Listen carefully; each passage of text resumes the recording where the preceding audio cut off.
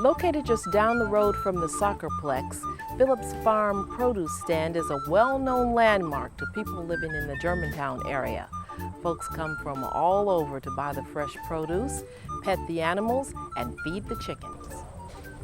What you may not know is Gene Phillips hails from a long line of farmers who've worked the land all over Montgomery County. Gene can trace her ancestors in this county to the early 1700s. Through the years, most were either farmers or connected to farming in some way. Her father's family was the King family, who settled and farmed in Cedar Grove. To this day, the Kings continue to work the original farmstead. Her father, Herbert King, moved away, settling in Germantown. A long tradition in I guess, Old English families is that the younger son moves on to some other area and the older son inherits the home place. So when my father got married, my grandparents helped him buy a farm here in Germantown, which was the Richter farm.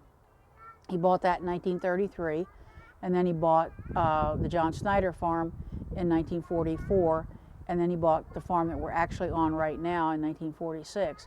And the three of them together were about 575 acres. And then my earliest memory is that he not only farmed those farms, but he also farmed others in the neighboring area. And it wasn't unusual for him to be farming up around 1,000 acres and running 3 or 4 dairy herds of 60 cows each. Herbert King was a true entrepreneur. Among other things, he hauled milk all over the Washington, D.C. area. At first, the milk was transported in cans. Then, in 1954, he introduced the first tank truck after convincing the other farmers to switch. Childhood on the farm stirs up happy memories for Gene. Well, growing up on a farm, at least for me, I thought was a lot of fun because I got out and was more involved in the farm. I had a sister who stayed more in the house, but I had chickens that were mine to tend to, and I sold the eggs, and I also had a garden. Well, I started gardening when I was, before I went to elementary school. My parents had a big garden. Everybody in those days had a big garden because you couldn't just rush right out to the grocery store and buy a lot of stuff. It wasn't available. And during the winter, a lot of things weren't available. So if you wanted them, you had to can them or freeze them during the summer. Gene didn't plan on continuing in her father's footsteps.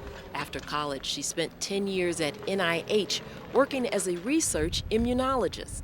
However, after the birth of her second child, she saw the advantages of returning to the farm. Most children never get to see their parents except when they're relaxing. They never get to see them work. They never get to see how hard they work. And the other thing I think that you learn on a farm real quick is that if you don't work, it doesn't happen, and you don't get paid or you don't eat. You know, if you don't take care of the garden, you don't have it in the wintertime.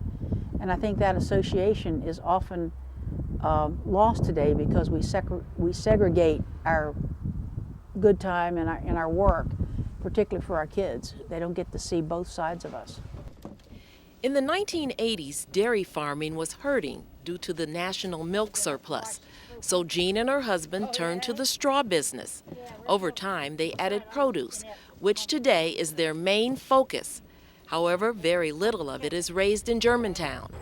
Of the original 575 acres, the Phillips now own about 25 altogether. Most of the land is now nearly developed as Germantown continues to grow.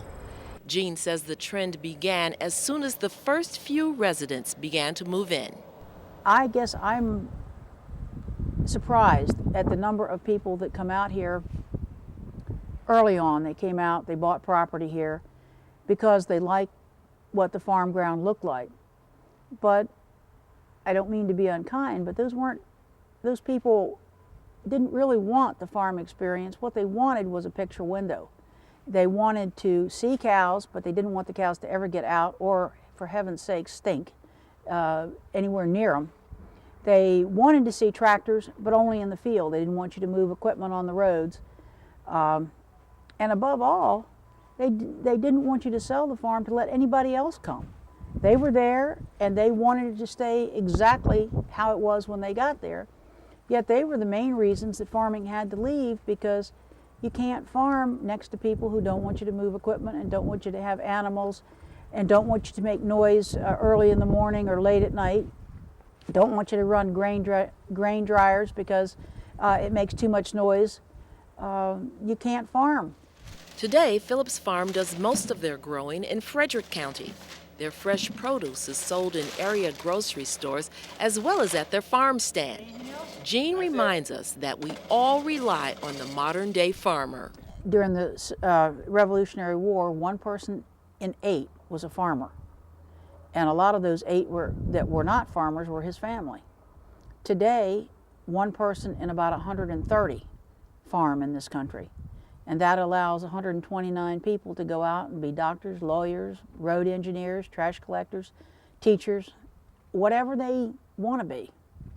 And that's, I think, the greatest thing about the American farm is that we have freed so many people to go do all the other wonderful things that they need to do. And just why is it that the Phillips Farm produce stand is so very popular? A generation ago, most of the people worked off the farm, but they at least had grandparents that were still farming, so they could take the kids out there on weekends or in the summer and get a flavor of what farms were like. But today, that just doesn't happen with such a small number of people farming. So having a place like this that's open to the public, where they can come and see animals and have some feeling of, I guess it's nostalgia, of what life was like on a farm. He did see me, didn't he? Come here!